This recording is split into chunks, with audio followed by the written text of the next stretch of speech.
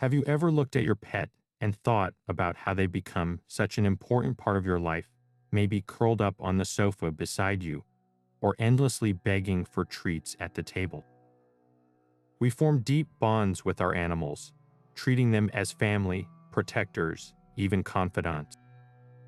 But what if I told you that our modern affection for pets is nothing compared to the profound, and at times downright strange, relationships the ancient Egyptians had with their animal companions?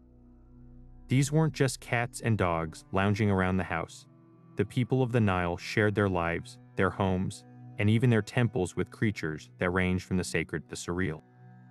They didn't just keep pets, they worshipped them, mummified them, and built entire cities around them, blurring the line between the domestic and the divine. Today, we often see animals as friends or helpers, but in ancient Egypt, they were seen as something far more, living representations of the gods themselves. Imagine walking through the bustling streets of Thebes or Memphis and coming face to face with a sacred baboon perched near a shrine, or a crocodile gliding through a temple pool believed to be an incarnation of the god Sobek. These animals weren't merely kept, they were pampered, adorned with jewelry, and given offerings as if they held the power to change destinies. From ibises to lions, mongooses to falcons, the ancient Egyptians didn't just share their world with animals, they built their spiritual universe around them. In this video, we're going to explore some of the most fascinating and unusual animal companions in ancient Egyptian history. We'll uncover why certain creatures were elevated to god-like status, how everyday people interacted with them, and what these relationships reveal about one of history's most captivating civilizations. You'll discover tales of loyalty that transcend species, rituals that might seem bizarre to us today, and a world where the line between human and animal was beautifully, mysteriously blurred. So settle in, because we're about to embark on a journey into a world where pets were more than just pets. They were guardians of the afterlife, symbols of power, and living bridges to the divine. Of all the animals revered along the Nile, none captures our modern imagination quite like the cat. While we might see them as independent and sometimes aloof companions, to an ancient Egyptian, a cat was a living piece of divinity on earth. This profound reverence stemmed from their connection to one of the most popular and powerful goddesses in the entire pantheon, Bastet. Originally depicted as a fierce lioness warrior, her image softened over time into a graceful domestic cat, a protector of the home, women, and children. She embodied the dual nature of cats themselves, gentle and nurturing, yet possessing a hidden ferocity. To have a cat in your home was to have a direct link to Bastet's benevolent power, a fuzzy, purring guardian against the unseen dangers of the world. Their divine day job was immensely practical. In a land where harvests stored in granaries meant the difference between life and death, rodents and snakes were a constant threat. Cats were the flawless, natural solution to this age-old problem, silently and efficiently protecting the vital food supply, but the ancient Egyptians saw this practical skill through a spiritual lens. They believed these pests were not just physical nuisances, but also manifestations of the serpent god Apep, the embodiment of chaos and darkness. Therefore, a cat hunting a mouse or chasing away a snake wasn't just performing a chore, it was engaged in a cosmic battle, a sacred act of defending the home from evil spirits and maintaining the divine order known as Mat. Every pounce was a prayer, every caught vermin a victory for light over darkness. This sacred status was enshrined in some of the harshest laws of the land. The penalty for killing a cat, even accidentally, was death.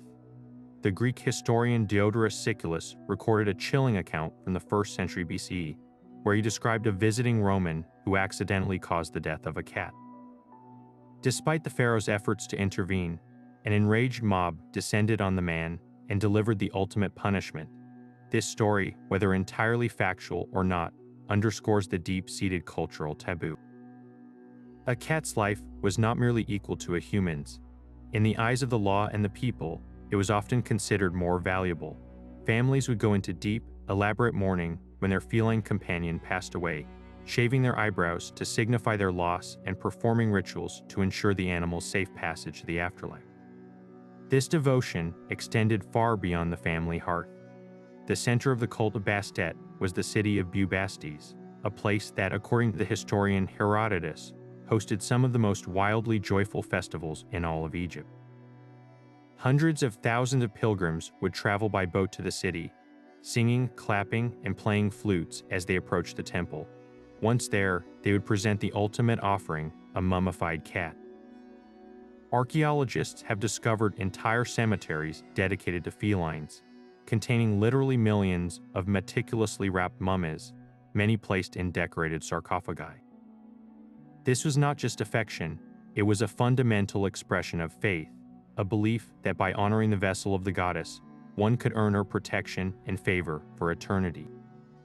This deep reverence culminated in one of the most extraordinary practices of the ancient world, the mummification of cats. When a beloved family cat died, the loss was felt as deeply as the death of a human relative. The mourning process was both emotional and highly ritualized.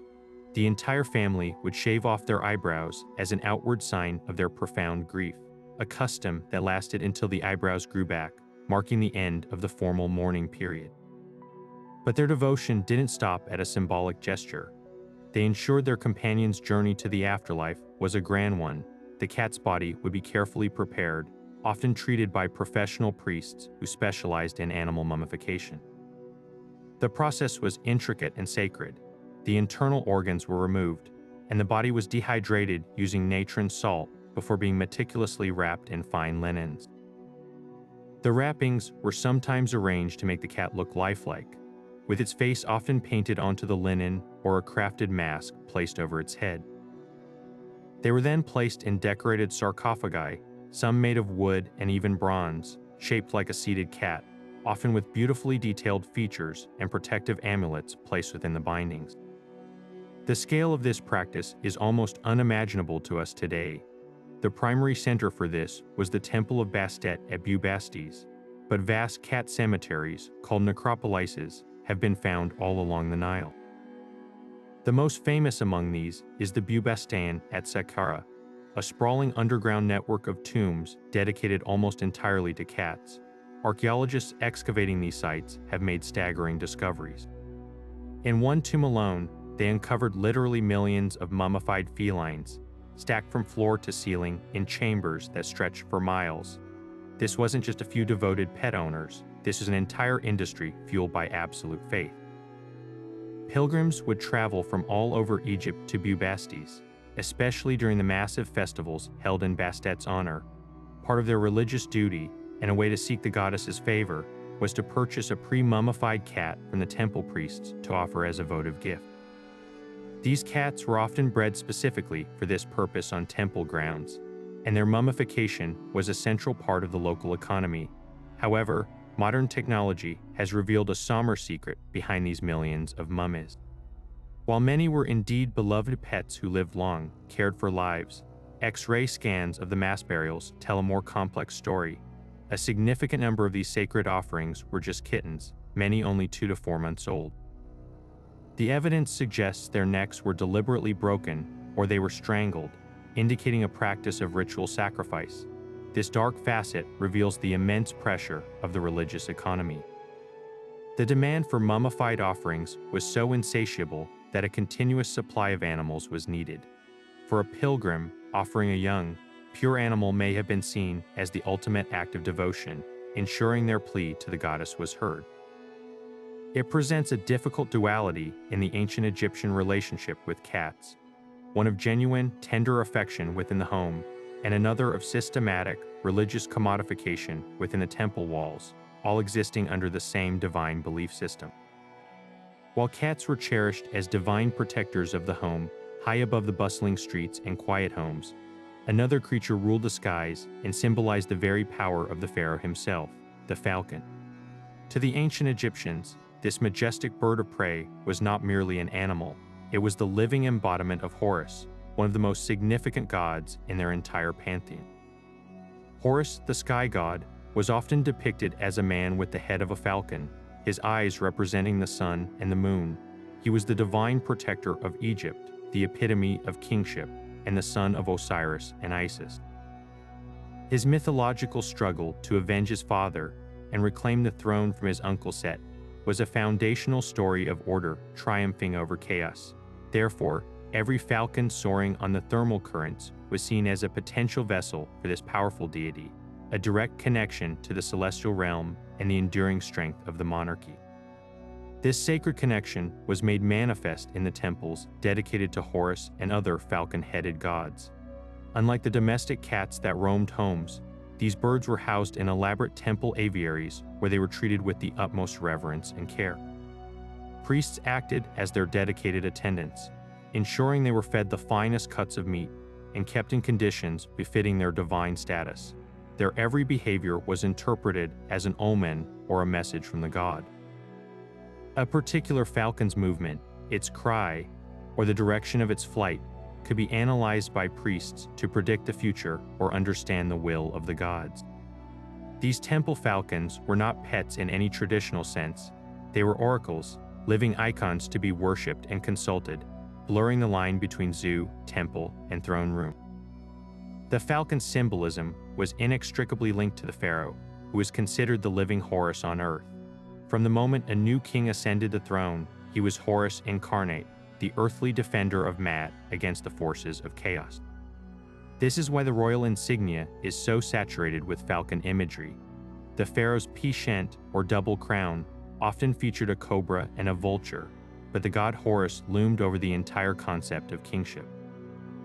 The most powerful visual representation of this was the Horus name, one of the 5 official names of a pharaoh, which is written within a scarab, a stylized palace facade topped by the falcon god. To see a falcon was to see a representation of the king's divine right to rule, his piercing vision overseeing the entire kingdom, and his unmatched power to strike against the enemies of Egypt.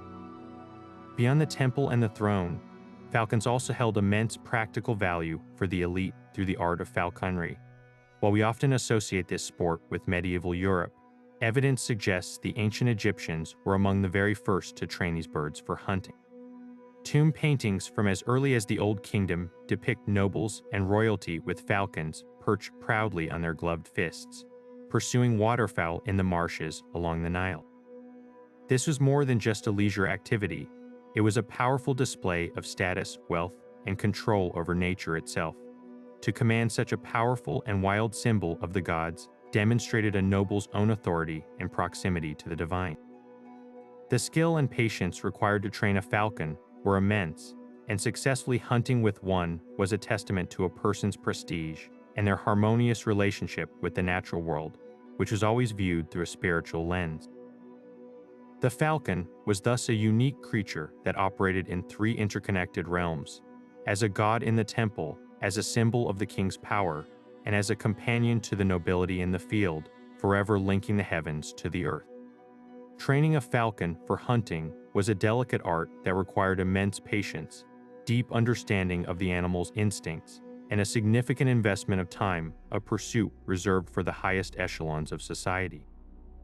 While no ancient Egyptian manual on falconry has survived, we can piece together their methods from tomb paintings and our knowledge of their sophisticated relationship with animals. The process likely began with capturing a young bird, perhaps from a nest on a high cliff, or using a net to carefully trap a mature falcon without causing it harm. The first and most critical step was manning, the process of acclimating the wild bird to human presence.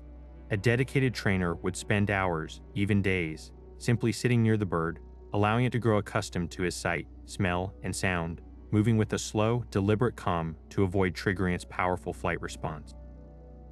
Food was the primary tool of persuasion. The trainer would begin by offering choice cuts of meat from a glove, teaching the bird to associate the human handler with reward and safety. This glove, likely made of sturdy leather, was essential protection from the falcon's sharp talons. Through repetitive, positive reinforcement, the bird learned to fly to the glove on command. The next phase involved the use of a creance, a long, lightweight line attached to the bird's jesses, the leather straps secured around its legs. This allowed the trainer to practice recalling the falcon over increasing distances while preventing a premature escape. Eventually, the bird would be flown free, its natural hunting drive harnessed to pursue quarry-like ducks or geese over the Nile marshes. For an Egyptian noble, A well-trained falcon was the ultimate status symbol, a breathtaking display of control over a creature that was itself a symbol of divine power, turning a mythic deity into a hunting companion.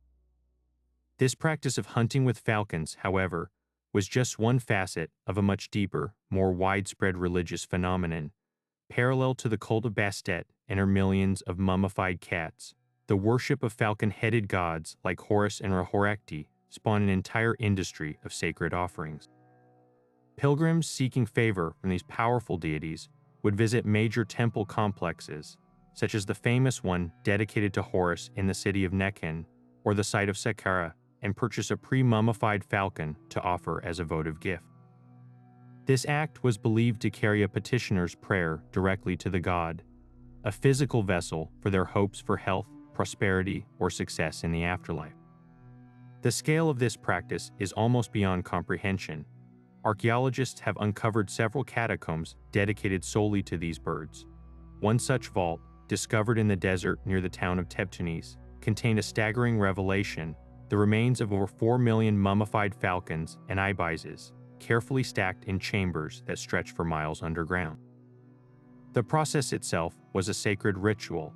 Each bird was carefully cleaned, dehydrated with natron salt, and then wrapped in intricate layers of linen.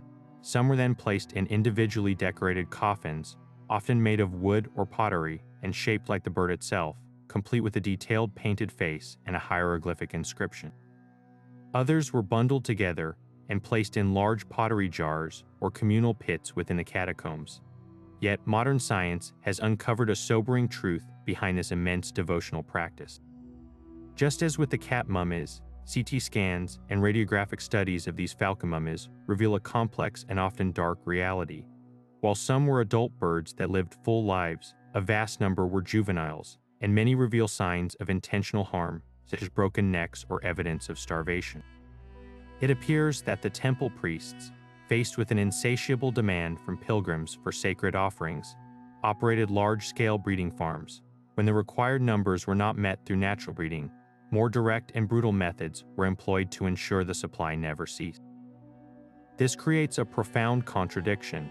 The very creatures worshipped as fierce, free masters of the sky were, in many cases, intensively farmed and sacrificed in the millions, their divine status ensuring both their veneration and their exploitation in a cycle of faith, commerce, and devotion that define one of history's most fascinating relationships between humans and the animal kingdom. Moving from the powerful falcons of the sky, we find another bird that commanded immense reverence, not for its strength, but for its perceived connection to knowledge itself, the ibis.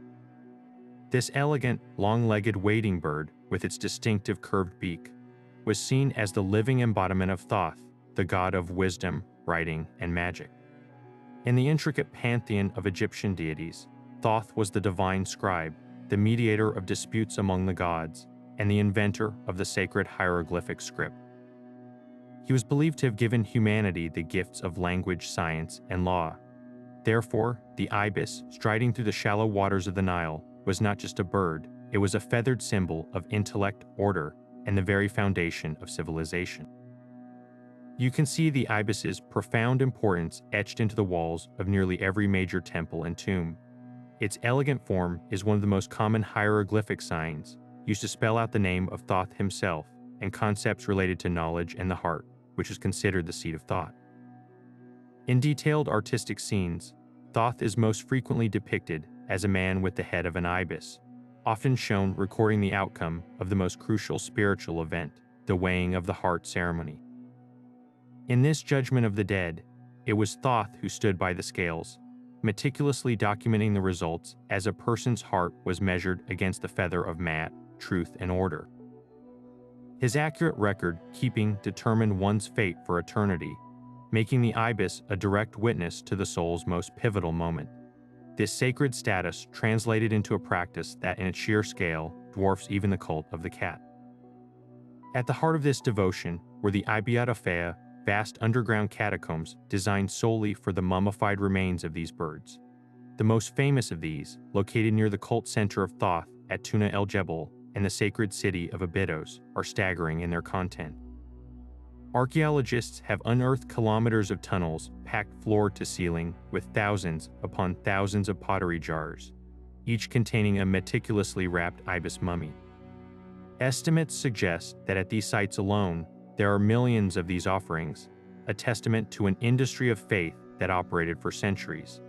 Pilgrims would travel from across Egypt to purchase these mummified birds from temple priests, offering them to Thoth in the hopes of gaining his favor, perhaps seeking wisdom, success in learning, or a positive judgment in the afterlife. But what was life like for these sacred animals before their mummification? Recent archaeological discoveries have given us a remarkable window into their daily existence. Excavations around temple precincts have uncovered the remains of what can only be described as ancient aviaries or breeding facilities. These were not just simple cages, they were elaborate enclosures with shaded areas, water channels to mimic the birds' natural marshy habitats, and dedicated spaces for feeding. Analysis of the bones found in these areas, and even from within the mummies themselves, reveals a carefully managed diet. The birds were fed choice foods, including luxury items like fish caught from the Nile and specially cultivated grain, a diet far superior to what a wild ibis would consistently find. This indicates they were held in extremely high regard and were well cared for by the priestly attendants responsible for their well-being. However, this seemingly idyllic temple life often had a predetermined and sobering end. Scientific study of the mummies through modern radiography and CT scanning reveals a complex picture, much like that of the falcons and cats. While many of the mummified ibises were mature adults, a significant number were very young birds, and forensic evidence points to non-accidental causes of death, likely to ensure a constant supply for the pilgrims' demand. This creates a poignant paradox. These creatures were venerated as vessels of the god of knowledge and ethics, yet they were part of a system that involved their systematic breeding and sacrifice.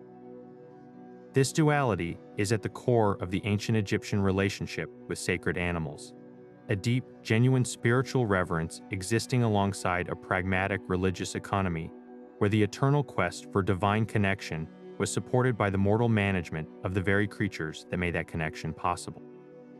To truly grasp the scale of devotion to Thoth, we must journey to the sands of Saqqara, the vast necropolis that served as the burial ground for the ancient capital of Memphis. While famous for its step pyramid and the tombs of nobles, Saqqara holds a deeper, more hidden secret beneath its surface, a labyrinthine network of tunnels known as the Ibiadafan, a dedicated catacomb for the sacred ibis. This was not a simple graveyard, it was an engineered marvel, a subterranean city of the dead constructed for a single species. The numbers associated with this site are so immense they challenge comprehension. Archaeologists estimate that within these dark, narrow passages, the ancient Egyptians interred not thousands, not hundreds of thousands, but millions of mummified ibises over a period of nearly 1,000 years. Walking through these galleries today, you would see walls that are not made of stone, but of pottery, tens of thousands of jars, stacked neatly from floor to ceiling, each one containing a carefully wrapped bundle that was once a living bird, offered in the hopes of gaining wisdom or a favorable word from the divine scribe in the afterlife. The logistics behind this operation are staggering to consider. This was a continuous, industrial-scale enterprise that required a permanent and highly organized workforce. A dedicated class of priests was responsible for the entire process, from the acquisition and care of the birds to their ritual preparation and final sale to pilgrim. The demand was constant, fueled by religious festivals and the everyday desires of a population seeking divine intervention. To meet this endless need, evidence strongly suggests that the temples operated the ancient world's first large-scale animal breeding programs. Think of it as a sacred farming system, but one designed to produce a continuous supply of religious offerings rather than food. Excavations around temple complexes have uncovered the remains of these facilities, enclosures designed to house and breed thousands of birds, complete with water features to mimic their natural marshland habitats and areas for the priests to feed and care for their charges. Modern technology has allowed us to peer inside these linen-wrapped bundles without ever unrolling them, revealing fascinating and sometimes unsettling details about this practice. Through techniques like CT scanning and DNA analysis, scientists have been able to study the remains in unprecedented detail.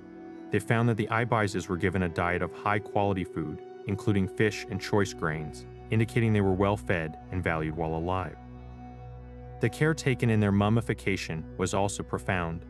Many were found with their long, curved beaks carefully folded back against their bodies, or even replaced with sticks to maintain their proper shape before being wrapped in intricate, beautiful patterns.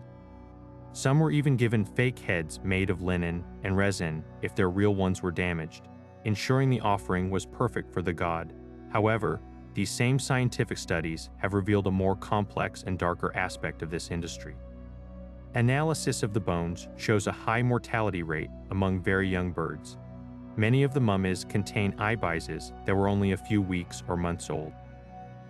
Crucially, forensic evidence points to cause of death not from disease, but from intentional methods like neck twisting or breaking, likely to ensure a rapid and controlled supply that could keep pace with the pilgrims' demands. This creates a profound and poignant contradiction. These creatures were venerated as the living forms of the god of ethics and truth, reared in comfort and mummified with immense care, yet their lives were often cut short by the very system that worshipped them. This wasn't seen as cruelty by the ancients, but rather as a necessary part of a sacred cycle. The act of offering and the sacrifice it required was the mechanism that powered their connection to the divine, a testament to a world where the boundaries between reverence, pragmatism, and commerce were seamlessly and mysteriously intertwined. While the ibis represented wisdom and the falcon embodied kingship, another animal held a far more intimate role in the lives of the ancient Egyptians, serving as both a loyal companion in this world and a trusted guide to the next, the dog. The bond between Egyptians and their canine friends was profound and multifaceted, stretching from the dusty floors of their homes to the shadowy gates of the afterlife. They didn't just keep dogs, they gave them names, often affectionate ones like Brave One or Reliable, and they were frequently depicted in family scenes, sitting obediently under chairs or accompanying their masters on adventures. These weren't merely working animals, they were cherished members of the household, their loyalty and protective instincts deeply valued in daily life. The breeds that roamed ancient Egypt were as varied as their jobs. Art from tombs and surviving artifacts show us a clear preference for sleek, agile sighthounds, with the Saluki-type dog being the most recognizable. These graceful, long-legged hounds with their feathered ears and tails were the prized hunting companions of the nobility, bred for their incredible speed and keen eyesight to course game across the desert. But not all dogs were bred for the chase. The Egyptians also kept larger, more powerful mastiff-type dogs with their broad chests and strong jaws, which served as formidable guardians of the home and property. There was even a smaller, Spitz-like breed, perhaps an early ancestor of the Basenji, known for its intelligence and compact size, perfect for a more general companion role. This diversity shows a sophisticated understanding of selective breeding for specific traits, whether for sport, protection, or simple companionship. This deep connection between humans and hounds found its ultimate expression in the divine realm through the jackal-headed god, Anubis, before the falcon god Horus or even the great Osiris rose to prominence in the funerary cult. It was Anubis who was the original primary god of the dead. His unique appearance, a powerful human body with the sleek, black head of a jackal, was not meant to be frightening, but rather protective and purposeful. The choice of a jackal, a creature that prowled the desert fringes and cemeteries, was a brilliant piece of sympathetic magic. By making the god of the dead resemble the animal most commonly seen in those sacred spaces, the Egyptians believed they could appease him and ensure his protection over the deceased, preventing the actual scavengers from disturbing the eternal rest of the tomb. Anubis's role was that of a divine guardian and a meticulous guide. He was the master embalmer, the deity who oversaw the entire mummification process, ensuring the body was preserved correctly to serve as an eternal home for the soul. His most famous duty, however, was leading the deceased through the underworld and presiding over the pivotal weighing of the heart ceremony. It was Anubis who would carefully adjust the scales, ensuring the measurement of the heart against the feather of mat was perfectly accurate. His sharp canine senses were believed to be able to detect any falsehood or impurity in the soul, making him the ultimate arbiter of truth on the journey to eternity. In this way, the loyal, protective, and perceptive nature of the domestic dog was elevated to a cosmic scale, with Anubis serving as the faithful guide for every soul's final and most important journey. This sacred link meant that dogs themselves were sometimes granted the honor of mummification and burial alongside their human families. Archaeologists have discovered tombs where a beloved dog has been laid to rest near its owner, ensuring their companionship would continue beyond death. In other cases, we find dog cemeteries, like the one at the ancient site of Horus, which was so renowned for its canine population that the Greeks later called it Cynopolis, the city of dogs. Here, dogs were mummified and buried with care, often with little pots of food left beside them for sustenance in the afterlife, a tender testament to the affection felt for these animals. To be buried with such reverence was to be placed under the direct protection of Anubis himself, guaranteeing a safe passage to the field of reeds, guided by the very essence of their most loyal earthly friend.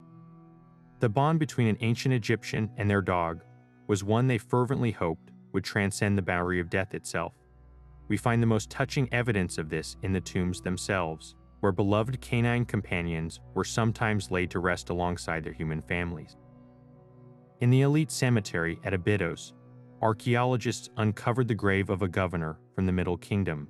Buried right beside him, carefully placed in its own little pit, was the skeleton of his dogga, a clear and powerful statement that their partnership was expected to continue forever in the afterlife. This was not a mere ritual, it was a personal act of love and loyalty, ensuring they would never be separated. These dogs were more than just anonymous pets, they were cherished individuals with their own identities. We know this because the ancient Egyptians gave them names, and they took the time to inscribe those names on stone stelae and tomb walls, ensuring they would be remembered for eternity. These weren't generic labels, but affectionate titles that reflected the dog's personality or role. Names like Ebony likely described a dog with a beautiful, dark, glossy coat. Brave One or Reliable spoke to a hound's courage and steadfastness on a hunt or as a guardian. Antelope might have been given to a particularly swift Saluki, praising its incredible speed. By preserving these names, the owners were preserving the very essence of the animal's spirit, a testament to a relationship built on more than just utility. It was built on genuine fondness and respect.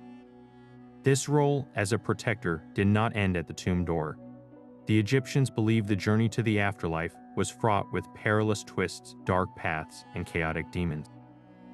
Who better to guide a soul through this treacherous landscape and defend it than a loyal dog, an animal whose very nature was to guard, guide, and be utterly devoted. This earthly perception of canine loyalty was directly projected onto the divine plane through Anubis. As the jackal-headed god of embalming and the ultimate psychopomp, Anubis was the divine version of everything a good dog represented, a protector of the dead, a meticulous guide through unknown territories, and a faithful companion on the most important journey of all. This spiritual concept manifests in some of the most poignant funerary art. A beautiful example can be found in the tomb of a man named Happy Men from the late period. Carved on his sarcophagus is a vivid scene of the weighing of the heart ceremony. There, standing attentively by the scales, is not the god Anubis in his full anthropomorphic form, but a simple, graceful black dog. This imagery is profound. It suggests that the soul didn't just need a powerful god for judgment. It also benefited from the comforting, familiar presence of a loyal hound, a faithful friend who would see you through the final, daunting test. The dog, in essence, became a bridge between the mortal and the divine, a furry, familiar face in the overwhelming grandeur of the afterlife. For those who could not be buried with their actual pet, art and symbolism provided a powerful substitute. Many stelae, the stone slabs that marked a tomb feature, detailed carvings of the deceased seated alongside their family, with a favorite dog curled faithfully under their chair. This was more than just a charming detail, it was a magical act. By eternally depicting the dog in this place of honor, the owner was ensuring its protective spirit would always be present, its companionship forever captured in stone. It was a way to conjure the animal's loyal essence for all eternity, guaranteeing that even if the physical body of the dog could not make the journey, its ka, its spiritual double, would forever remain by their side, a guardian against the unknown terrors of the duet. But if the dog was a loyal guardian and the cat a divine protector, the lion represented the raw, untamed essence of kingship itself. For a pharaoh, owning a lion was the ultimate flex, a living, breathing declaration of absolute power. Imagine the scene, a royal procession making its way through the streets of Thebes. The crowd parts not just for the chariots and soldiers, but for a spectacle that would have been utterly breathtaking, a massive, fully grown lion walking calmly on a lead beside the pharaoh's chariot. This wasn't a caged beast from a menagerie, this was a companion, a symbol so potent it communicated one simple, terrifying truth. The man who commands the king of beasts is truly the king of men. This practice finds its most famous proponent in Ramesses II, who is known to keep pet lions and even take them into the heat of battle. The message to his enemies was psychological warfare at its most effective. To face the Egyptian army was one thing. To face an army led by a god king whose personal bodyguards included lions was an entirely different and utterly demoralizing proposition. The choice of the lion was deeply intentional, rooted in a complex web of mythology and symbolism. The lion was associated with a host of powerful, fierce deities, most notably the goddess Sekhmet, the powerful one, who could unleash plague and destruction with a mere glance, but who possessed the power to heal. More broadly, the lion embodied the fierce, protective solar energy of the sun god Ra. It represented the pharaoh's role as the defender of Maat, the one who would savage the forces of chaos and protect Egypt from its enemies, both foreign and supernatural. By keeping a lion at his side, the pharaoh was effectively merging his own identity with these powerful divine forces. He was demonstrating that he didn't just rule with authority, he ruled with the primal, unchecked power of nature itself, a force that could provide benevolent protection or unleash unimaginable fury at a moment's notice. The lion was his nature, his alter ego made flesh. Evidence of this incredible practice isn't just confined to historical accounts, it's etched in stone. A remarkable relief from the Beit el-Wali temple, built by Ramesses II, provides stunning visual proof. It depicts the great pharaoh himself in his chariot, returning triumphantly from a military campaign in Nubia. And trotting alongside the chariot, tethered to it by a leash, is a fully grown, muscular lion. The animal isn't depicted as a wild, frenzied creature. It appears calm, controlled, and purposefully walking with the procession as part of the royal retinue. This was clearly not a one-time stunt for a parade. Inscriptions and other artistic evidence suggest that Ramesses and other powerful pharaohs of the New Kingdom made this a regular part of their royal iconography. These lions were permanent members of the court, their presence a constant, living reminder of the king's unique and terrifying authority.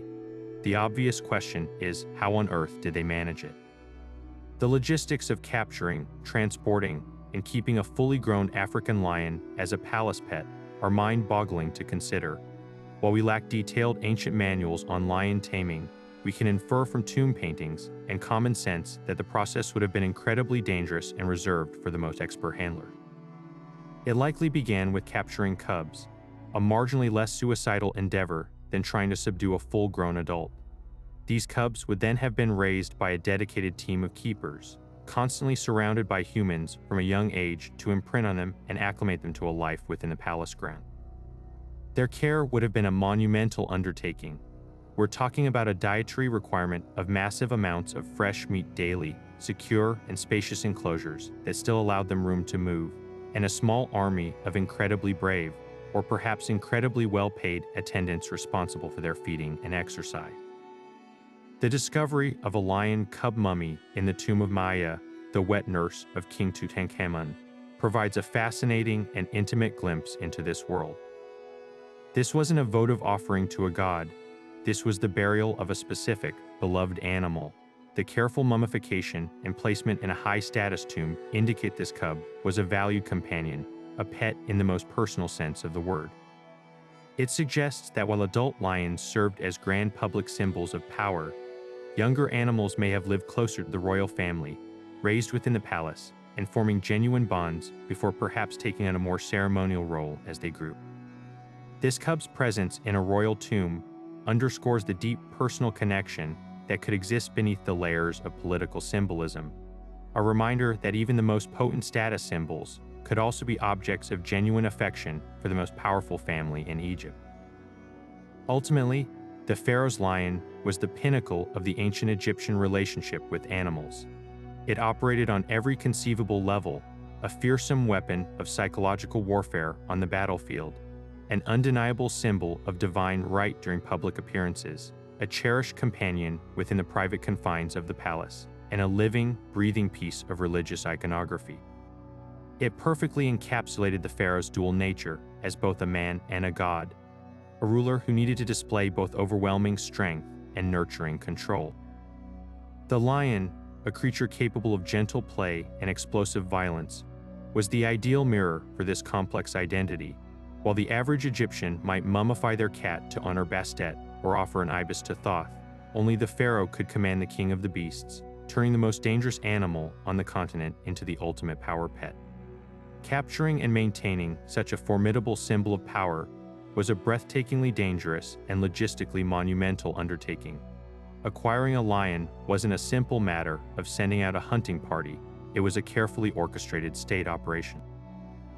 While the capture of a full-grown adult was likely a rare and perilous feat, the preferred and far more manageable method was to acquire cubs. Teams of expert trackers and hunters, armed with nets, and likely working in large, coordinated groups, would have had to locate a den and secure the young animals, all while avoiding the lethal defense of the incredibly protective mother. This alone was an act of immense courage that surely resulted in casualties, a stark reminder of the risks taken to serve the pharaoh's grandeur.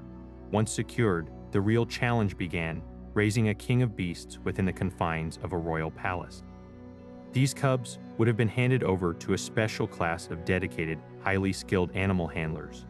Their primary task was to imprint the young lions onto human caregivers, a process of constant, careful interaction to acclimate them to the sights, sounds, and smells of the royal court.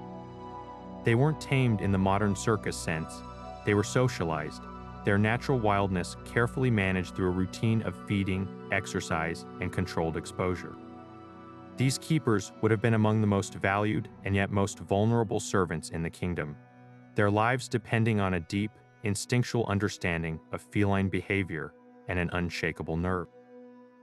The day-to-day reality of housing and feeding a palace lion was a staggering drain on royal resources.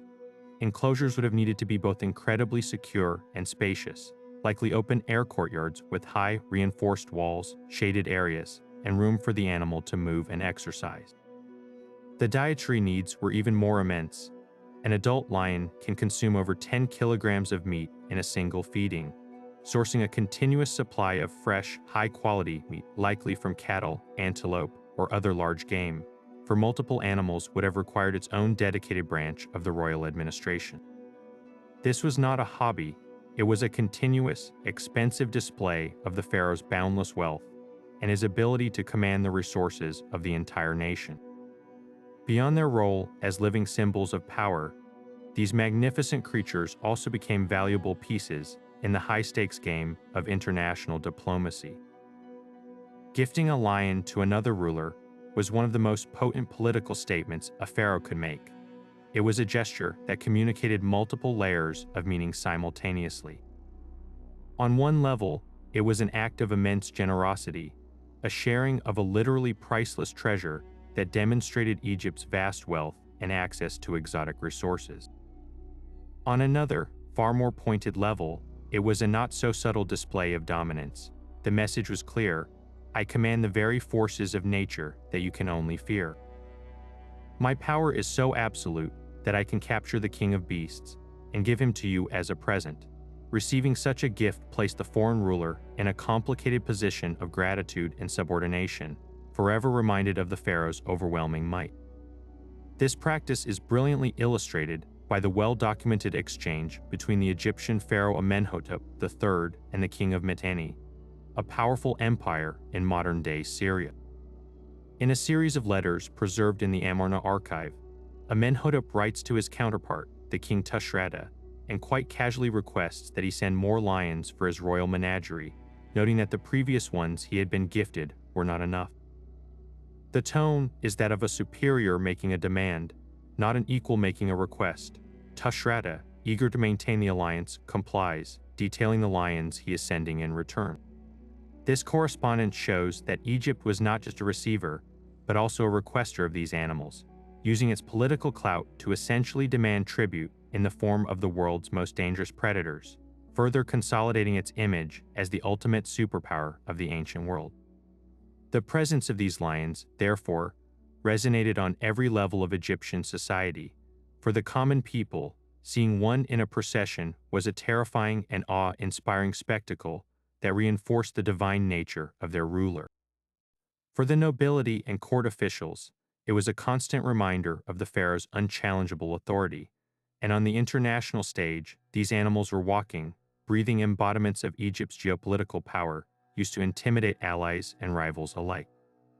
They were the ultimate status symbol, a luxury that only the ruler of the richest and most powerful empire on earth could afford to maintain, a living testament to a reign that literally held the power of life and death over all creatures, great and small. While the lion was a majestic symbol of royal authority, another primate held a far more chaotic, yet equally sacred, role within the spiritual life of ancient Egypt, the baboon. These intelligent, formidable animals were not merely kept in temples. They were seen as living manifestations of divine wisdom and the raw, untamed energy of the rising sun. They were primarily associated with two of the most important gods in the pantheon. First and foremost was Thoth, the ibis-headed god of wisdom, writing, and the moon, who could also be depicted as a massive baboon. In this form, the baboon represented Thoth's more primal, intuitive aspect, the raw, chaotic spark of inspiration that precedes the orderly recording of knowledge. Perhaps even more strikingly, baboons were also sacred to the sun god Ra himself. The ancient Egyptians observed a fascinating behavior in wild baboons. At the first light of dawn, troops of them would often gather on high rocks, raising a loud, chattering clamor as they greeted the rising sun with what appeared to be worship. This daily ritual led the Egyptians to believe that baboons were the original priests of the solar deity, the first creatures to ever sing his praises and welcome him into the sky each morning. Housing these sacred but wildly unpredictable animals within the confines of a temple complex was a challenge of monumental proportions. Unlike the relatively sedate ibises in their aviaries or the cats that roam freely, baboons required specialized, heavy-duty accommodations. Temples dedicated to Thoth or other solar deities would have featured massive, open-air enclosures designed to mimic their natural habitat as much as possible. Think towering stone walls, impossible to climb, surrounding courtyards filled with robust trees for climbing, shaded rock formations, and pools of water. These were not decorative zoo exhibits. They were engineered sacred spaces built to contain immense physical power and boundless energy. The priests responsible for their care were not just spiritual attendants. They were highly skilled animal handlers who understood baboon behavior intimately. Their days would have been spent managing a constant supply of fresh food, fruits, vegetables, nuts, and probably cuts of meat, and ensuring the complex, social hierarchies within the troop remained stable to prevent violent internal conflict. Despite the best efforts of their devoted keepers, the innate nature of the baboon inevitably shone through, often with destructive consequences. These are immensely powerful, clever, and inquisitive animals with a natural talent for dismantling anything they can get their hands on.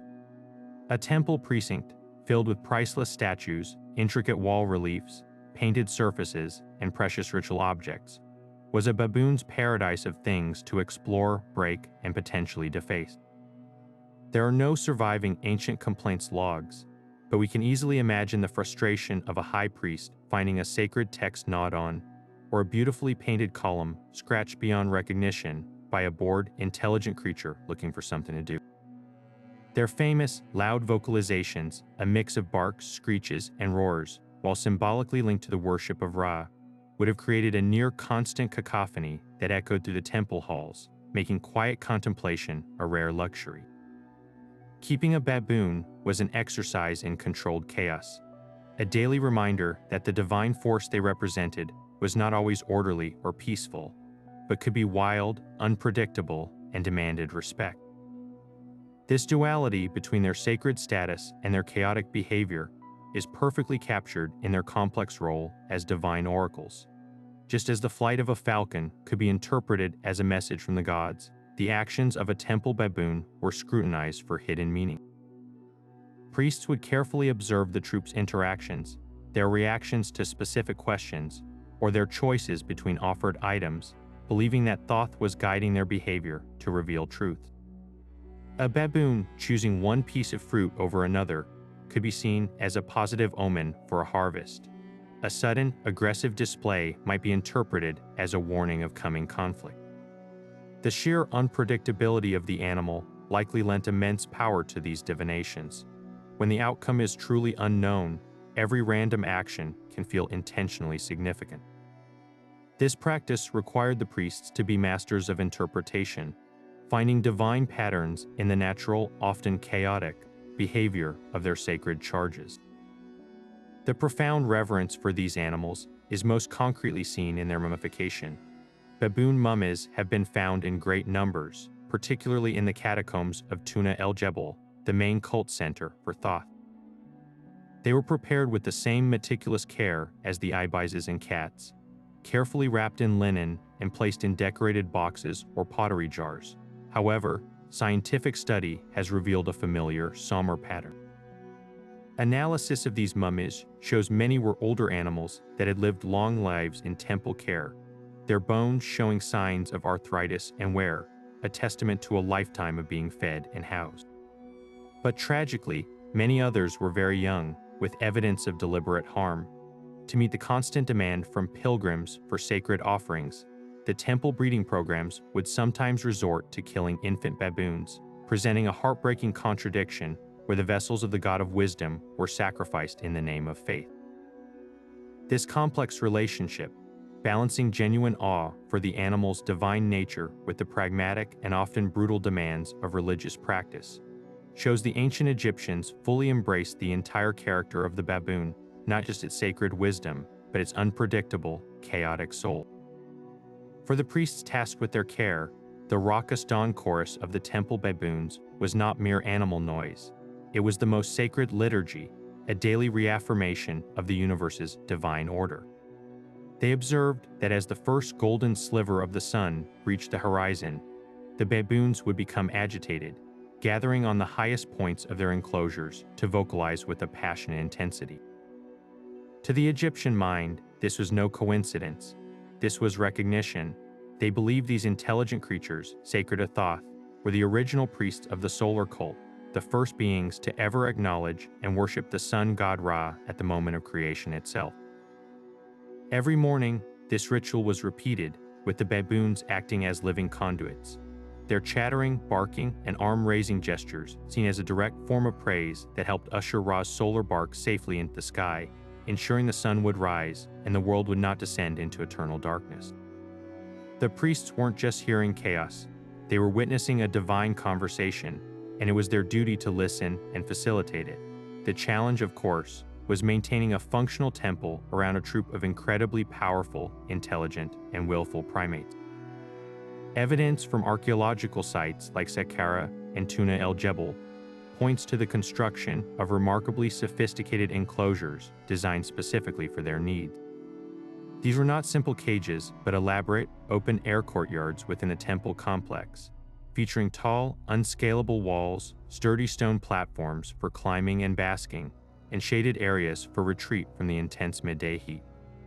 The priests responsible for them were likely a specialized class of keeper, part spiritual attendant, and part expert animal handler. Their days would have been spent managing a complex routine of feeding, cleaning, and enrichment to keep these sacred charges healthy and, as much as possible, content. The diet would have been carefully curated, consisting of fresh fruits, dates, nuts, leafy vegetables, and likely portions of fish or meat, all provided by the temple's vast resources. Beyond basic care, there is compelling evidence to suggest that the ancient Egyptians engaged in a form of training with these animals. While we have no explicit manuals, the artistic record provides fascinating clues. A beautiful fresco from the tomb of the nobleman Rickmeyer depicts a trained monkey, possibly a baboon, assisting in the harvest by gathering sycamore figs into a basket. This demonstrates a clear understanding of positive reinforcement and behavior shaping. Within the temple context, this skill would have been paramount.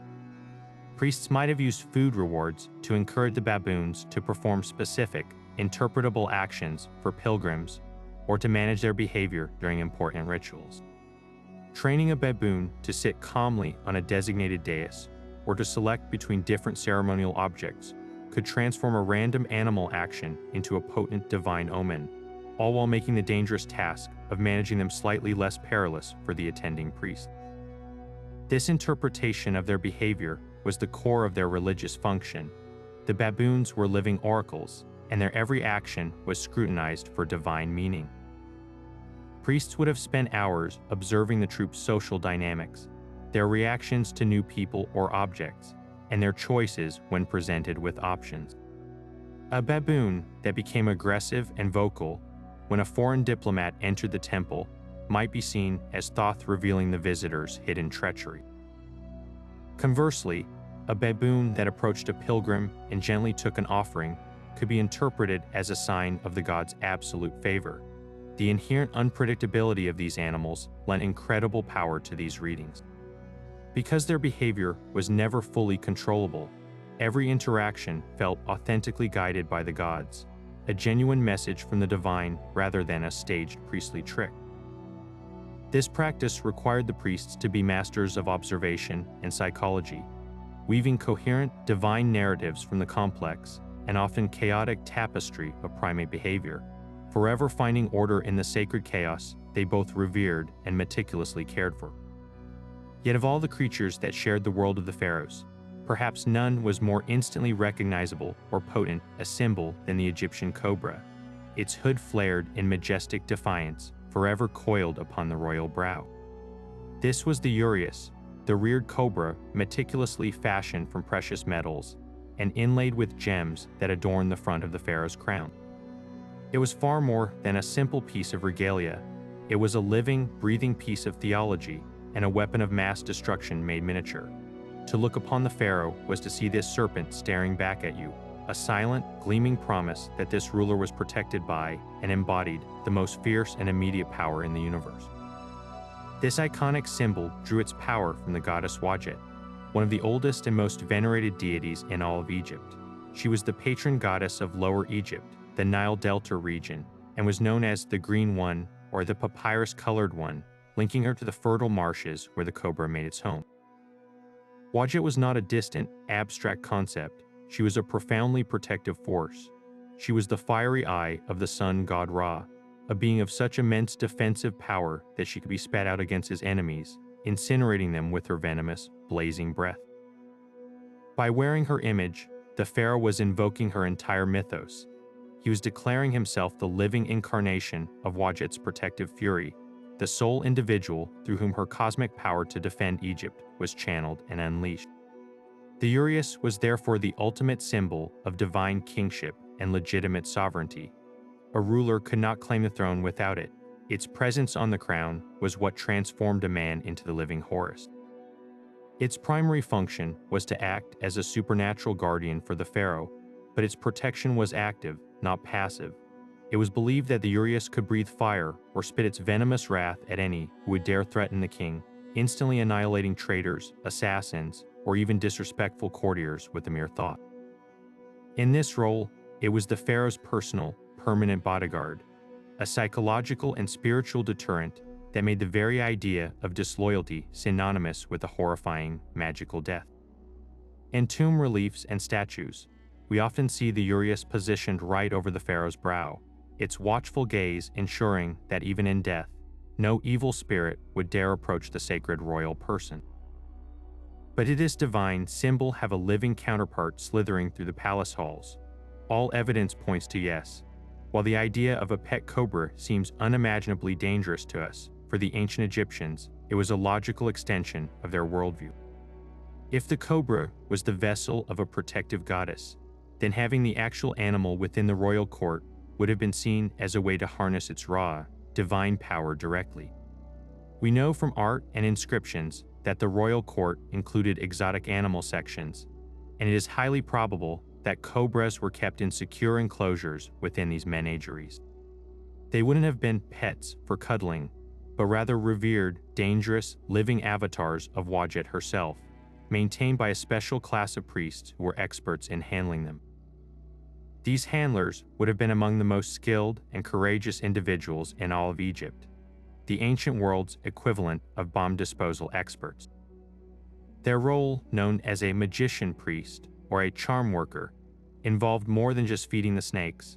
They were responsible for managing the potent magic the serpent represented.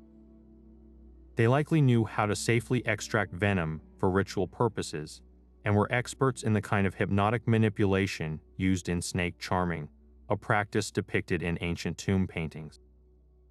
A single mistake meant certain death, a price they were evidently willing to pay to serve the divine power of the pharaoh and the goddess who crowned him.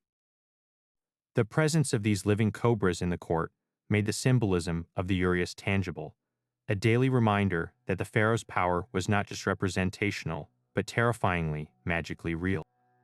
Handling such a lethally divine creature fell to a class of individuals who were equal parts priest, magician, and master herpetologist.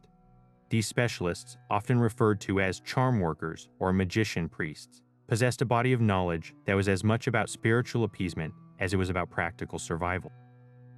Their first and most critical task was to safely extract the very essence of the cobra's power, its venom. While we lack explicit ancient manuals, tomb paintings, and our understanding of their advanced medicine suggest a method that would have been terrifyingly hands-on. The most likely technique involved a carefully controlled process of agitating the snake, perhaps by gently tapping its basket, and then allowing it to strike onto a piece of linen or a ceramic dish stretched over a jar. The venom would drip from the fangs, congeal on the surface, and could then be scraped off and stored as a dried powder or reconstituted in liquid form. This entire, incredibly dangerous ritual would have been accompanied by incantations and prayers to Wadjet, not just to protect the handler, but to sanctify the substance itself, transforming a biological toxin into a potent magical ingredient. This collected venom entered the world of ancient Egyptian science and magic as a dual-edged sword of immense potency. In a medical context, it was almost certainly used in the preparation of antivenins and other remedies. The Edwin Smith Papyrus, one of the world's oldest medical texts, shows the Egyptians had a sophisticated understanding of toxins and their antidotes, often employing the concept of fighting like with like. It's highly plausible that minute, carefully diluted amounts of venom were used to build immunity in handlers or to create treatments for snake bites, representing one of the earliest forms of immunotherapy. But its role extended far beyond the physical realm. In myth and magic, cobra venom was the embodiment of the goddess's wrath. It was believed to be the very substance that the fiery eye of Ra would spit at the chaos serpent Apep. As such, it became a key component in execration rituals, ceremonies designed to magically destroy the enemies of Egypt. A small figure of a foreign king or a tablet inscribed with the name of a rival might be anointed with the venom before being smashed, burned, and buried, a symbolic act of poisoning and obliterating that threat through the most powerful destructive force they could conceptualize. The most awe-inspiring display of the priest's mastery was undoubtedly the practice of snake charming, a ritual that blurred the line between performance, faith, and profound danger.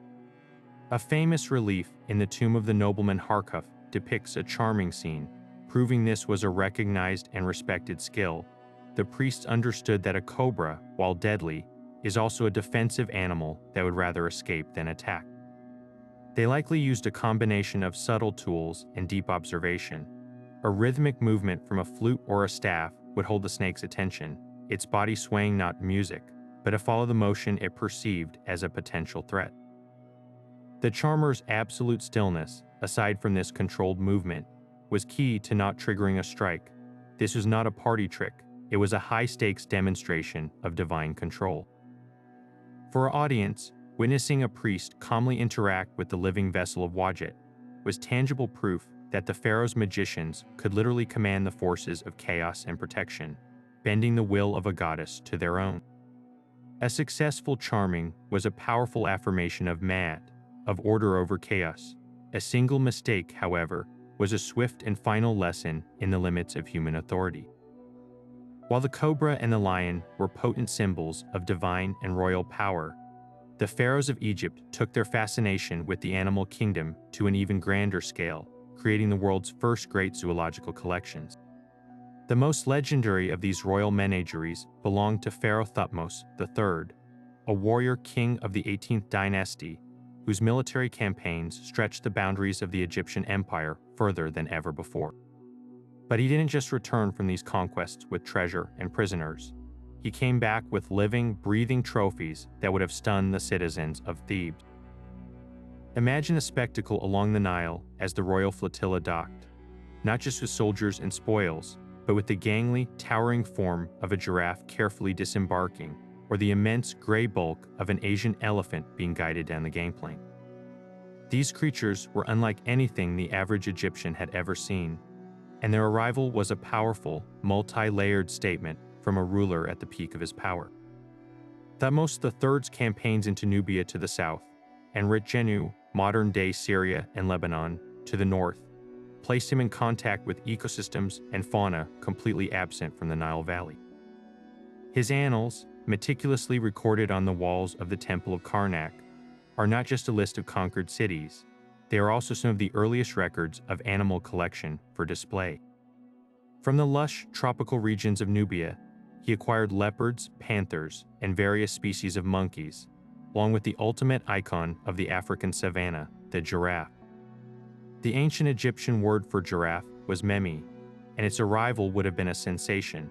To a people who had never seen an animal taller than a palm tree, the sight of this long-necked, patterned creature calmly walking through the streets would have seemed like a mythological beast made real, a direct gift from the gods to their conquering pharaoh. From his campaigns in Syria, Thutmose brought back fauna from a completely different biome. The most astounding of these were likely Asian elephants and Syrian bears. While Africa has its own elephants, the Asian elephant was a distinct species that would have been encountered in the territories of Mitanni and other Syrian kingdoms. Bringing such a massive and intelligent animal back to Egypt, by ship and by foot, was a logistical feat that speaks volumes about the administrative power of the new kingdom. Similarly, the Syrian brown bear, a creature of the mountainous northern forests, would have been a terrifying and novel sight. These animals were more than just curiosities. They were living maps of the empire, each creature representing a different corner of the known world that now bowed to the might of Egypt. A bear from Syria and a giraffe from Nubia standing in the same royal garden was a physical manifestation of Thutmose's far-reaching dominion. The primary purpose of this menagerie was to create a living, breathing monument to the pharaoh's unparalleled achievement. It was a display of geopolitical power so advanced that it wouldn't be matched until the Roman emperors centuries later. By collecting the most exotic and powerful animals from every conquered region, Thutmose was demonstrating a godlike authority over nature itself. If he could command the elephants of Syria and the giraffes of Nubia, then surely his power over the human inhabitants of those lands was absolute. The menagerie was a permanent, evolving trophy case. Foreign diplomats and tribute bearers would be led through these gardens and shown these incredible beasts as a not-so-subtle reminder of the consequences of disloyalty and the rewards of allegiance. It was soft power and hard power combined into one unforgettable experience. This collection also served a profound religious and ideological function. In the Egyptian worldview, the pharaoh was the defender of Maat, the divine order, against the forces of chaos, which were often associated with foreign lands and untamed nature. By capturing the most exotic and powerful animals from these chaotic outer realms and bringing them into the orderly, cultivated environment of the royal capital, Thutmose was performing a continuous ritual of control. He was symbolically taming the chaos of the entire world, arranging it within the walls of his own garden to prove that under his reign, even the wildest forces of nature could be subdued and made to serve the divine order of Egypt. The menagerie was therefore a theological statement as much as a political one. The logistics of maintaining such a collection would have been a monumental undertaking, requiring an entire department of the royal administration. Special enclosures, designed to mimic the animals' natural habitats as much as possible, would have been built within the palace complex or on its extensive ground. A dedicated army of keepers, likely drawing on knowledge from the animals' native regions acquired during the campaigns, would have been responsible for their daily care. The dietary needs alone would have been staggering. Imagine the quantity of fresh foliage needed to feed a giraffe or the tons of fruit, grains, and hay required for an elephant. This was only possible because of the vast wealth in grain, meat, and resources that flowed into Egypt as tribute from the very lands these animals came from. The menagerie was thus a perfect circle of power. The conquests funded the upkeep of the living symbols that, in turn, legitimized and celebrated the conquests themselves. Ultimately, Thutmose III's zoo was the culmination of the ancient Egyptian relationship with animals. It took the personal affection for a cat, the divine reverence for a falcon, and the powerful symbolism of a lion, and expanded it to a global scale. It was an act of supreme confidence and curiosity, a collection that celebrated the wonder of the natural world while simultaneously asserting complete dominance over it. This wasn't just a king keeping pets, it was an emperor curating the world, bringing the farthest, most exotic corners of creation to his doorstep to admire, study, and display as the ultimate proof that his power truly had no limits. These vast collections of exotic creatures were far more than extravagant displays of royal wealth or simple curiosities. They were masterfully crafted instruments of propaganda designed to broadcast a singular, overwhelming message. By bringing the most formidable and wondrous animals from the farthest reaches of the known world into the heart of his capital, a pharaoh like Thutmose III was performing a continuous, living metaphor for his power. Each creature, from the towering giraffe to the powerful bear, was a testament to the vastness of his empire. They were living, breathing trophies, but they represented more than just military victory over a particular city or king. They symbolized the subjugation of entire ecosystems, the taming of the chaotic and untamed wilderness that lay beyond Egypt's orderly borders. In the Egyptian worldview, foreign lands were often associated with disorder and potential danger, the realm of the chaotic force known as Isfet. By capturing the icons of these wild places, the leopard from the Nubian jungles, the elephant from the Syrian forests, and placing them in a carefully curated and controlled garden, the pharaoh was demonstrating his divine role as the maintainer of man. He was visually proving that his authority could extend even to the most powerful forces of nature, imposing order on chaos itself. This spectacle was not intended solely for the awestruck Egyptian public. Its most important audience was the stream of foreign diplomats, tribute bearers, and vassal kings who regularly visited the court. Imagine being an envoy from a recently conquered territory in Syria, summoned to the palace to reaffirm your loyalty. Your journey through Thebes would already be intimidating, a procession past colossal temples and staggering monuments to the god-king's power. But then, you would be led into the royal menagerie. As you stood before an enclosure holding a Syrian bear, a creature from your own homeland, now a passive prisoner of the pharaoh, the message would be devastatingly clear. If this mighty beast, a symbol of your own rugged mountains, could be captured, transported, and caged by Egyptian might, what hope did your people have of resisting? The menagerie was a form of psychological warfare without a single drop of blood being spilled. It communicated absolute dominance in a language that transcended words, using the animal ambassadors of conquered nations to silently admonish their human counterparts. Furthermore, the very existence of the menagerie was a flex of logistical and economic power so profound it would have been undeniable.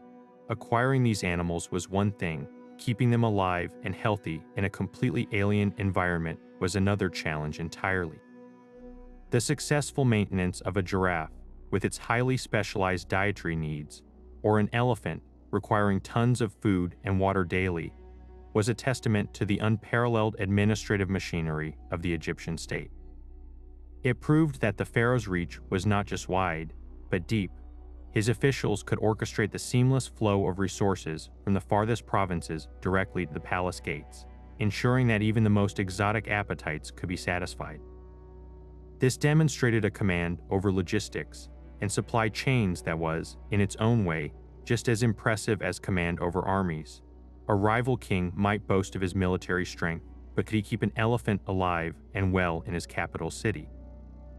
The menagerie answered that question with a resounding, silent yes, showcasing a sophisticated level of control that went far beyond the battlefield. In this carefully managed environment, the pharaoh could also cast himself in the role of a benevolent provider and master of all creation. Just as the gods were responsible for maintaining the cosmic order and ensuring the well-being of all creatures, the pharaoh, as the living god on earth, mirrored this role within his own miniature world. By providing for these animals, he was performing a sacred duty, demonstrating his nurturing aspect alongside his conquering one. This duality was central to the ideology of kingship. The pharaoh had to be both the fierce lion, who destroys the enemies of Maat, and the gentle protector, who sustains all life within the ordered universe of Egypt.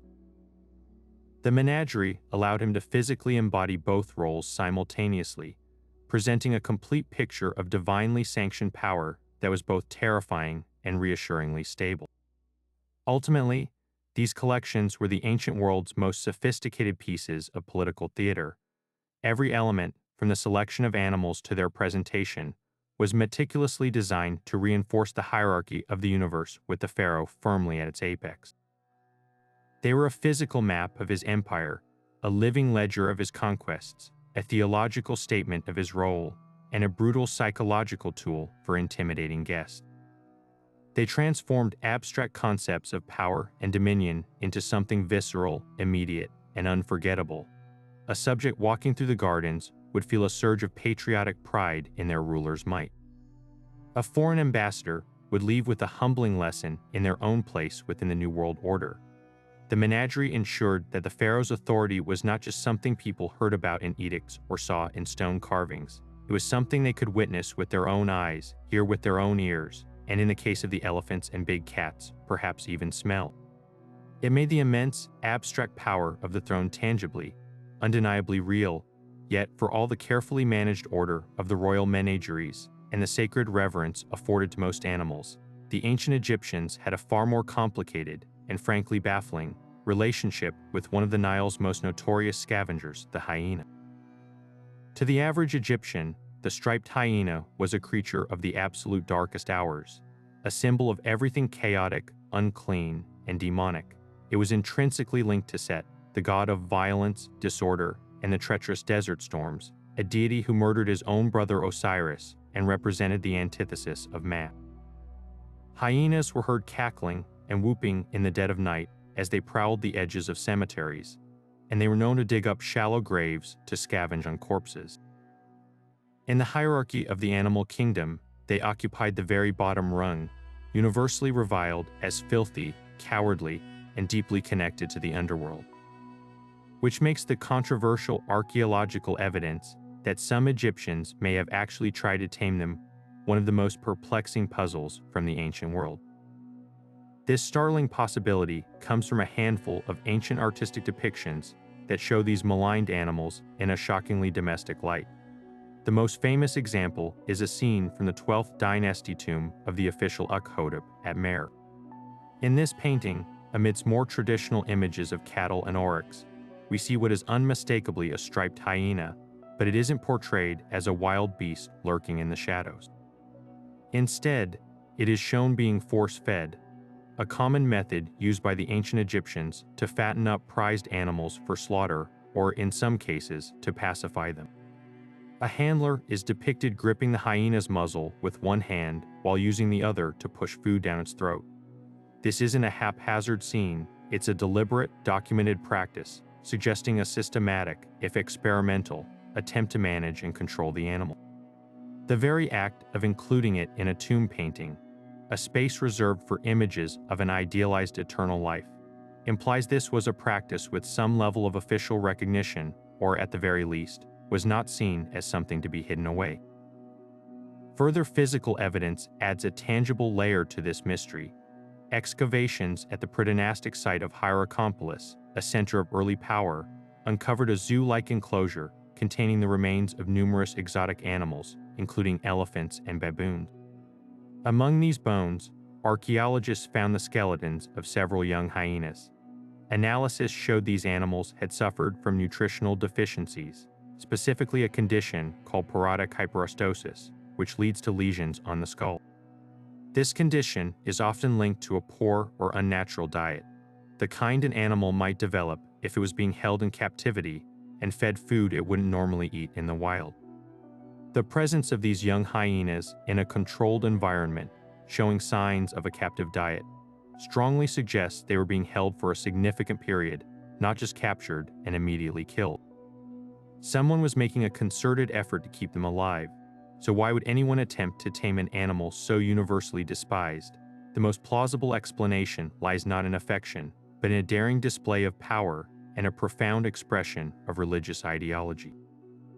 For a pharaoh or a high-ranking noble, the ultimate demonstration of control would be to dominate the very embodiment of chaos itself. Taming a creature so intrinsically linked to the villainous god set would have been the ultimate political and religious statement.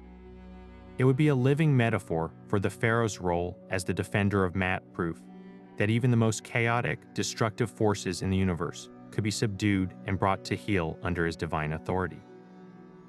The act of force feeding a hyena, as shown in the tomb painting, transforms this ritual from mere animal husbandry into a potent symbolic act, the forced consumption of order, the imposition of civilization upon the wildest, most unwilling subject. This practice likely had a deeply magical or ritualistic component as well. The ancient Egyptian worldview was not one of simple binaries. It understood that containing chaos was just as important as celebrating order. By capturing a hyena and ritually subduing it, priests or handlers may have believed they could magically neutralize the chaotic power of Set, effectively bottling his influence and preventing it from wreaking havoc on the land. The captive hyena could have served as a kind of lightning rod for chaos, a contained vessel for all that was evil and disorderly, allowing it to be controlled and monitored within the confines of a royal or temple compound. In this light, the taming wasn't about friendship. It was about a dangerous, high-stakes form of supernatural containment, a way to protect the entire kingdom by literally holding its greatest symbolic enemy prisoner. The logistical reality of keeping a hyena, however, would have been a nightmare of teeth and terror. These are not animals known for their placid temperament. They possess one of the most powerful bite forces in the animal kingdom, capable of crushing bone, and are notoriously difficult to manage even with modern knowledge and equipment. Any attempt to keep one would have required immense bravery and likely came with a high casualty rate among handlers. The animals themselves probably lived short, stressed, and miserable lives in captivity, a far cry from the pampered existence of a temple baboon or a royal lion. Their value was purely symbolic, and their upkeep was a dangerous, costly burden. This grim reality suggests that the practice was likely very rare, short-lived, and limited to a very few individuals with the resources and the audacity to try to conquer the unconquerable. It stands as a bizarre and darkly fascinating footnote in human-animal history, a testament to the ancient Egyptian desire to not just live alongside the animal kingdom, but to dominate its every aspect, from the most divine to the most demonic. The image of a force-fed hyena in Ukhotep's tomb presents a tantalizing riddle, leaving modern Egyptologists to piece together a motive from these sparse and bizarre clues. Why would a culture that so deeply reviled this creature, linking it to graveyards and the god of chaos, go to such lengths to try and manage it? The leading theory suggests that it is not about domestication in any pet-like sense, but a profoundly powerful ritual act. In the Egyptian mindset, the ultimate demonstration of order over chaos wasn't ignoring the dark parts of the world, but confronting and symbolically controlling them. By capturing a hyena, a literal manifestation of Set's destructive energy, and ritually subduing it through force feeding, a priest or noble could be performing a potent piece of sympathetic magic. This wasn't about taming the animal for companionship. It was about taming the very concept of chaos it represented, containing its malevolent influence within a cage and neutralizing its threat to the cosmic balance of man. The captive hyena becomes a controlled vessel for evil, a dangerous but necessary tool to protect the community. Another compelling hypothesis posits that this was the ancient equivalent of an extreme flex, a shocking display of status and power reserved for the most arrogant of elites. In a society where exotic pets were already the ultimate status symbol, what could possibly top a pet lion? The answer, a pet creature of pure nightmare. For a high-ranking official or a member of the royal court, keeping a hyena would have been an audacious statement of defiance against conventional fear. It screamed, "I am so powerful, so protected by the gods, that even the embodiment of chaos itself eats from my hand." This aligns with the discovery of young hyena remains at Hierakonpolis, a major power center. It was likely only the ultra-wealthy and connected who had the resources and the audacity to attempt such a dangerous and symbolically charged endeavor. The force-feeding scene itself could be read as a brutal display of domination, a public performance meant to shock and awe visitors and reinforce the owner's terrifying authority. We also cannot dismiss a more pragmatic, though no less strange, possibility: temporary captivity for entertainment or ritual sacrifice. The ancient Egyptians were keen observers of the natural world and held elaborate public festivals. It is conceivable that hyenas were captured and kept for a short time to be displayed in a procession or as part of a public spectacle, much like the exotic animals in a Roman triumph centuries later. Their infamous scavenging habits might have even linked in a certain underworld rituals we no longer understand. Furthermore, some scholars point to the force-feeding scene as evidence of fattening the animal for eventual ritual slaughter. In this grim scenario, the ultimate act of conquering chaos would be to ceremonially execute its symbol, destroying the vessel and banishing its influence in the most definitive way possible.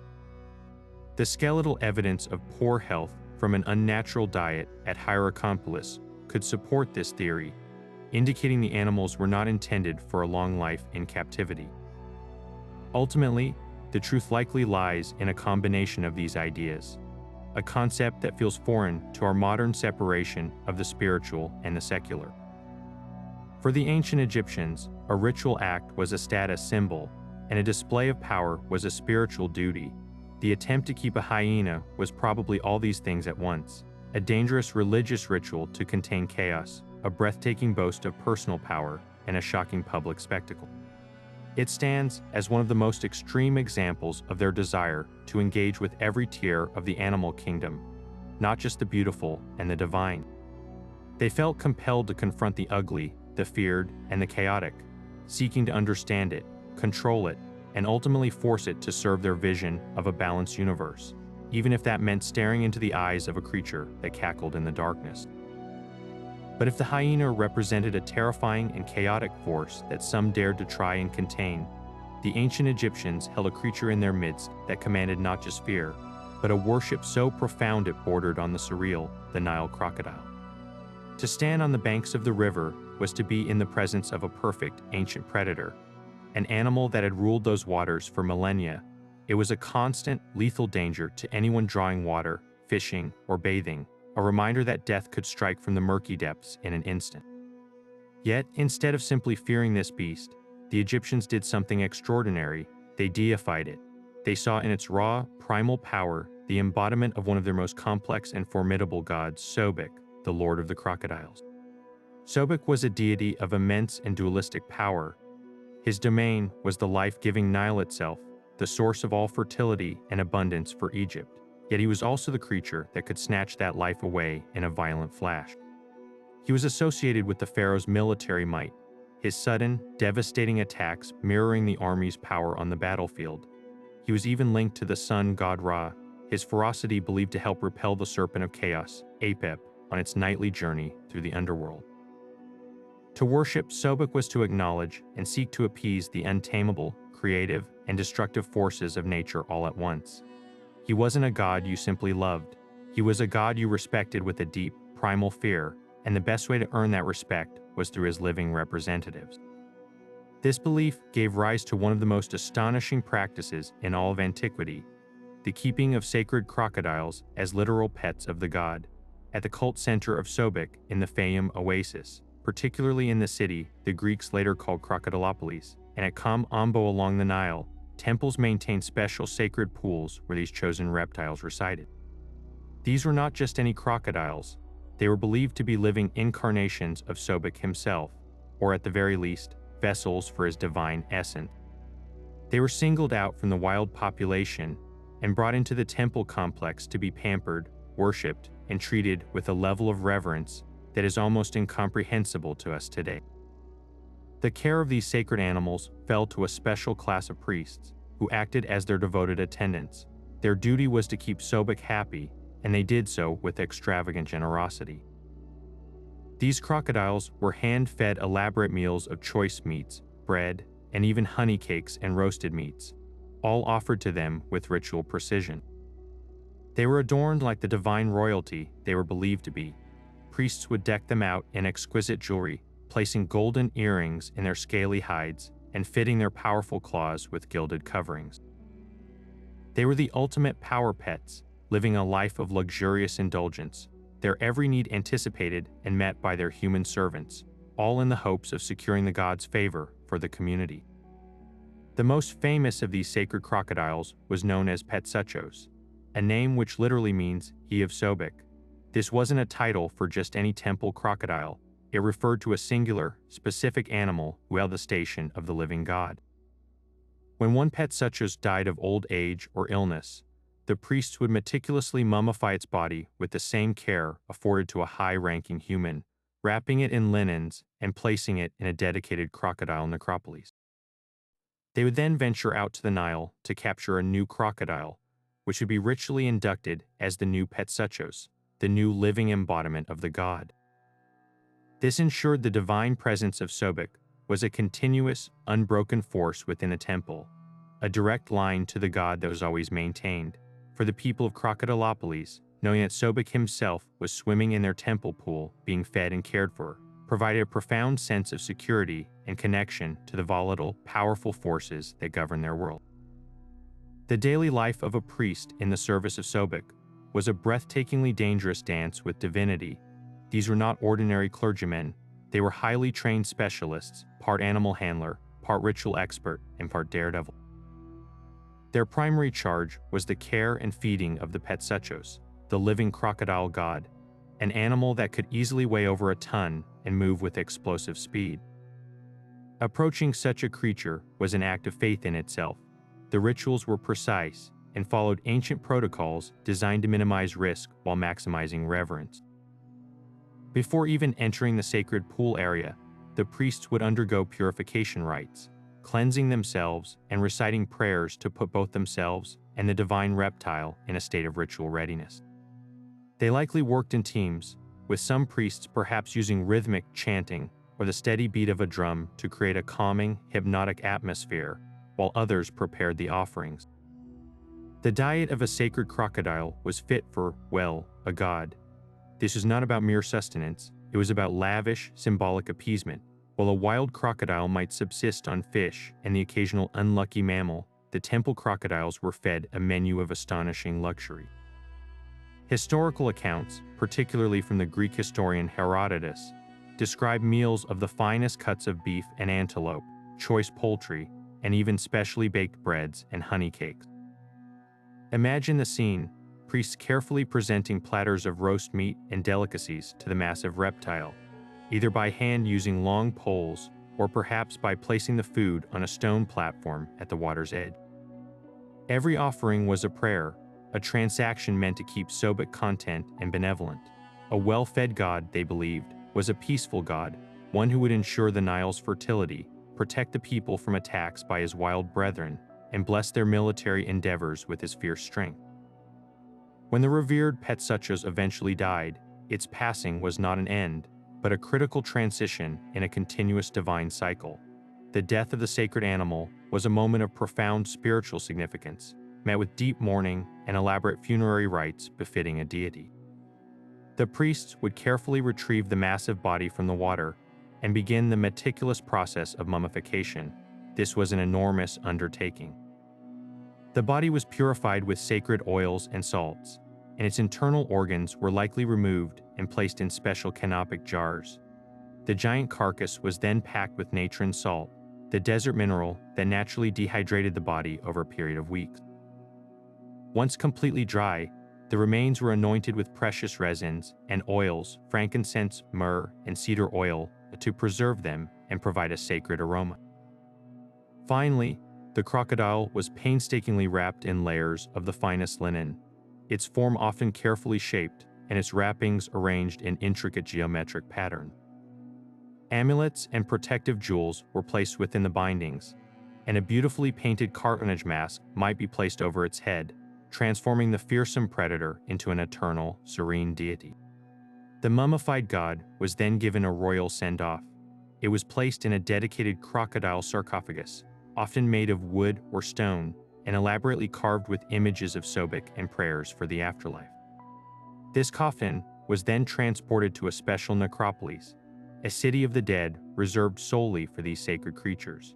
The most famous of these is at the site of Medinet El Fam, where archaeologists have discovered hundreds of crocodile mummies, some of them giants over 5 meters long, carefully laid to rest in communal tomb.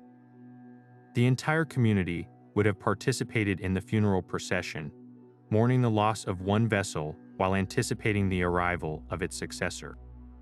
For the cycle had to continue without interruption. Even as one Petsuchos was being entombed, a team of priests would be venturing out to the Nile to capture a new candidate. The chosen crocodile, selected for its size, impressive demeanor, or perhaps an auspicious mark, would be brought back to the temple. There, it would undergo a grand induction ceremony where it was named the new Petsuchos, adorned with its golden jewelry, and introduced to its sacred pool. In this way, the spirit of Sobek never left his home. It simply found a new body to inhabit, ensuring the god's powerful and fearsome presence remained a constant, watchful guardian over his people. While the pharaohs paraded with lions and priests pampered sacred crocodiles, in the shadow of the granaries and the hum of everyday life, another creature carved out its own essential niche not as a symbol of terrifying power, but as a fearless and practical protector. The mongoose was the ancient Egyptians' frontline defense against some of the most immediate dangers of the Nile Valley. In a land where a venomous snake hiding in the straw could mean a painful death, and where voracious rodents could decimate a season's grain supply, this small, sleek, and incredibly agile mammal was worth its weight in gold. Unlike the exotic animals of the royal menagerie, the mongoose was a pet of pure purpose, a working companion whose value was measured in lives saved and harvests protected. The relationship was built on a foundation of mutual benefit. The ancient Egyptians were keen observers of nature, and they couldn't have missed the mongoose's breathtaking prowess as a predator. With reflexes faster than the human eye could follow, it was a specialist in hunting the deadliest serpents, including the Egyptian cobra. The classic battle, often depicted in art, was a dizzying dance of evasion and attack. The mongoose would dart and feint, exhausting the snake until it found the perfect moment to lung in for a lethal bite to the back of the skull. But its diet wasn't limited to snakes. It was also an expert raider of nests, fearlessly snatching eggs from some of the most perilous places imaginable, including the nests of the dreaded Nile crocodile. For a farmer or a laborer living along the river, a pet mongoose was like having a tiny, furry superhero on staff, a relentless guardian against the constant threats lurking just beyond the doorstep. This fearless nature did not go unnoticed by the spiritual world. The mongoose's daily victories over the serpentine symbol of chaos earned it a powerful symbolic link to the sun god Ra and his eternal struggle against the forces of darkness. In Egyptian mythology, the great serpent Apep was the embodiment of chaos and the sworn enemy of Ra, who tried to devour the sun as it journeyed through the underworld each night. By relentlessly hunting and killing snakes, the mongoose was seen as a terrestrial ally in this cosmic battle. Every time a mongoose triumphed over cobra, it was a small but potent reenactment of Ra's victory over Apep, a reaffirmation of Mat divine order over the ever-present threat of Isfit, or chaos. This transformed the humble mongoose from a simple pest controller into a living charm, a small, furry warrior fighting for the light right there in the home. This symbolic power was captured and condensed into one of the most popular and personal forms of magic in ancient Egypt, the mongoose amulet. Crafted from faience, a glazed ceramic that shone with a beautiful blue-green color reminiscent of life giving water and rebirth. These small charms were carved in the likeness of a standing mongoose, often with a lock of hair or a sun disk on its head to emphasize its solar connection. People would wear these amulets or place them in their homes as a form of permanent, portable protection. The belief was that the amulet would channel the mongoose's inherent qualities, its speed, its courage, and its specific power over serpents onto the wearer. It was a way to carry a piece of that protective energy, ensuring safety from snake bites, but also from the more abstract, metaphorical serpents of life, sudden misfortune, illness, or the malicious magic of others. The presence of mummified mongooses in tombs provide the most touching evidence of the genuine bond that formed between these animals and their human families. While not as common as the millions of cat or ibis mummies, these carefully wrapped bundles tell a story of personal affection and gratitude. A family that kept a mongoose would have witnessed its bravery daily. It would have been a living, breathing member of the household whose actions directly contributed to their safety and prosperity. When it died, it wasn't just another animal passing. It was the loss of a dedicated protector. Mummifying it and placing it in the tomb was a final act of respect, ensuring this courageous companion could continue its vital work in the afterlife, defending the deceased from the serpentine demons that were believed to inhabit the Jewett, the underworld. In this way, the mongoose fulfilled the ultimate role, transitioning from a guardian of the home and harvest to a protector of the soul itself on its most perilous journey. Yet if the mongoose was a guardian of the home and the crocodile a god of the river, one of the most universally revered creatures in ancient Egypt was one we would hardly even think to keep, the humble dung beetle. To the modern eye, the sight of a scarab beetle pushing a ball of animal waste across the sand might seem like a bizarre, even comical, candidate for divine status. But the ancient Egyptians saw in this persistent insect a perfect, living metaphor for the most profound mysteries of the universe. They observed the beetle meticulously shaping a ball of dung, laying its egg within it, and then rolling it across the ground until the ball was buried. From that ball of waste, new life would eventually emerge, a cycle that mirrored their own beliefs about death, burial, and rebirth. This seemingly mundane process was to them a miniature drama of cosmic significance, performed daily right at their feet. This natural behavior made the scarab the chosen symbol for the god Khepri, whose name literally means he who comes into being.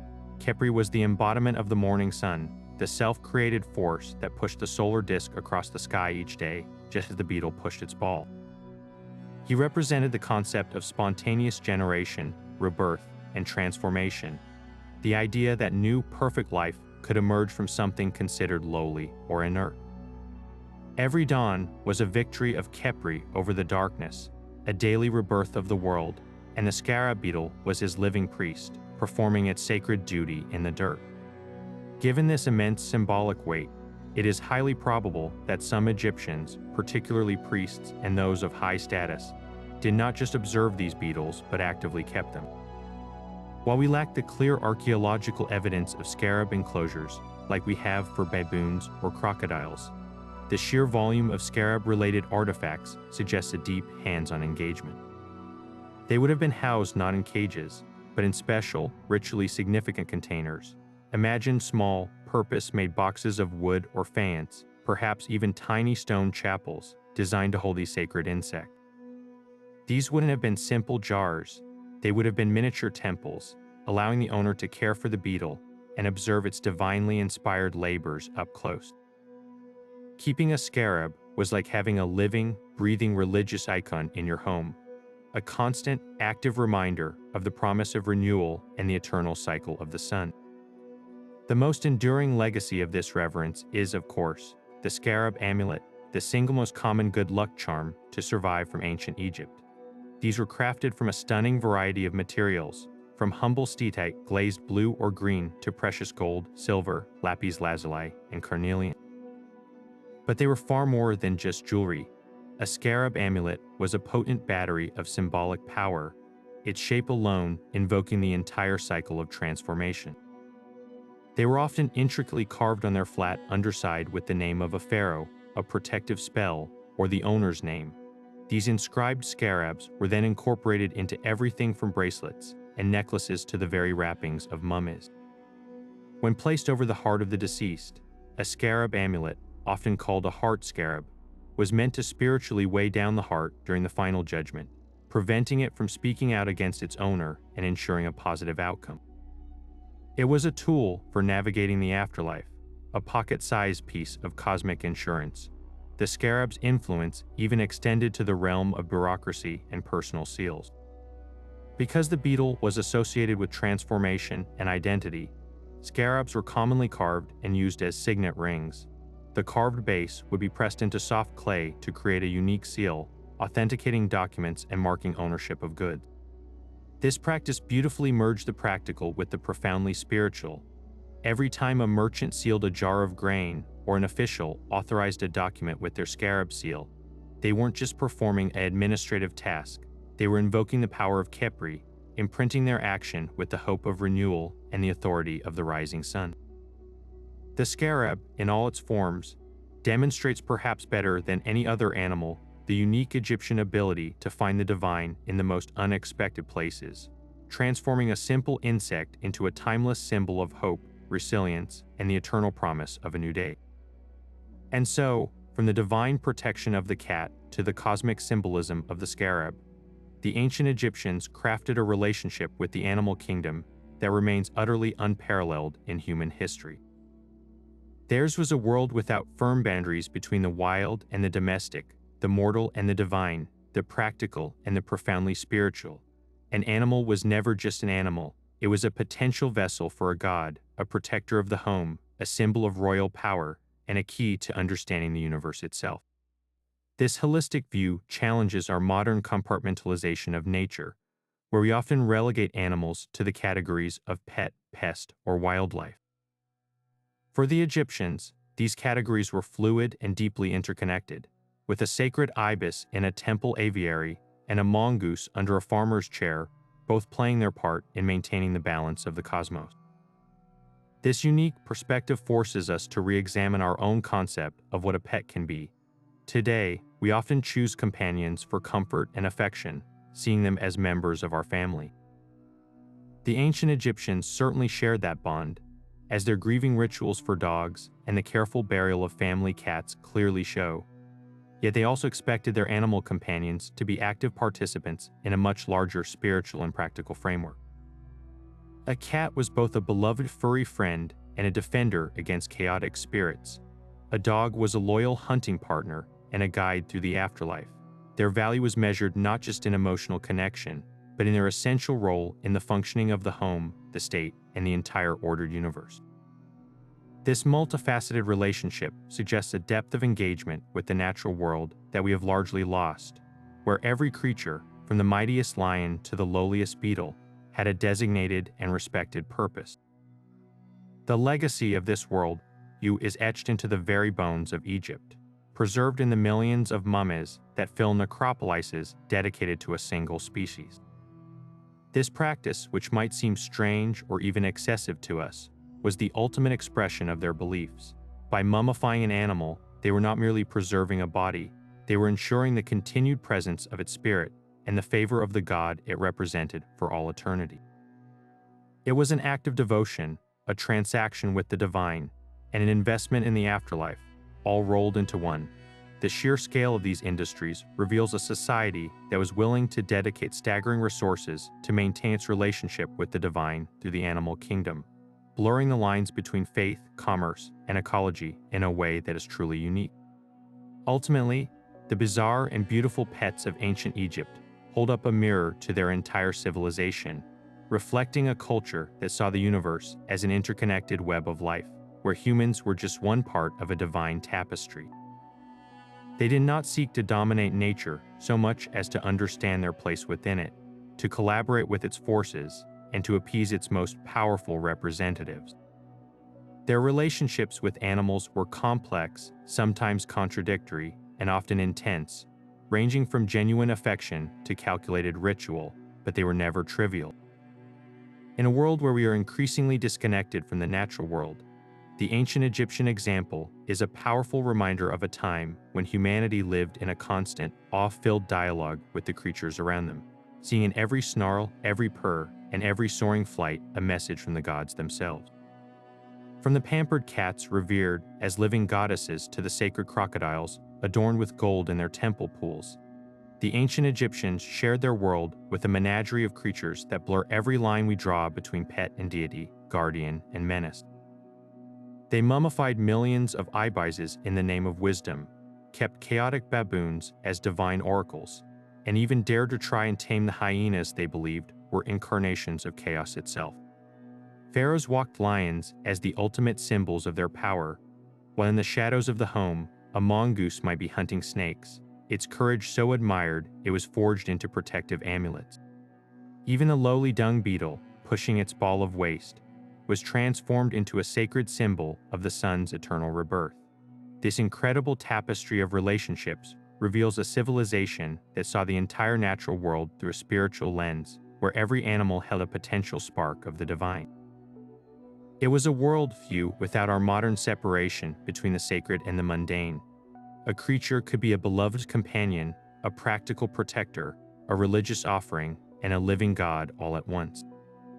Their devotion, seen in the vast cemeteries dedicated to animals, was an expression of a fundamental belief that humanity was not separate from nature, but an integral part of a cosmic order where the actions of a cat hunting a mouse or a baboon greeting the dawn were part of a grand, interconnected struggle between order and chaos.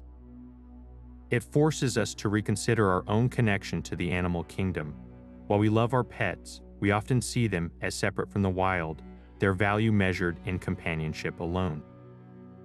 The ancient Egyptians expected more. They saw animals as active partners in survival, guides to the afterlife, and essential bridges to the gods. Theirs was a deeper, more integrated, and far more fascinating relationship, one of reverence, utility, awe, and even a controlled fear, all existing together. So we have to ask, after this journey into the world of divine crocodiles and mummified falcons, which of these ancient Egyptian pets shocked or surprised you the most?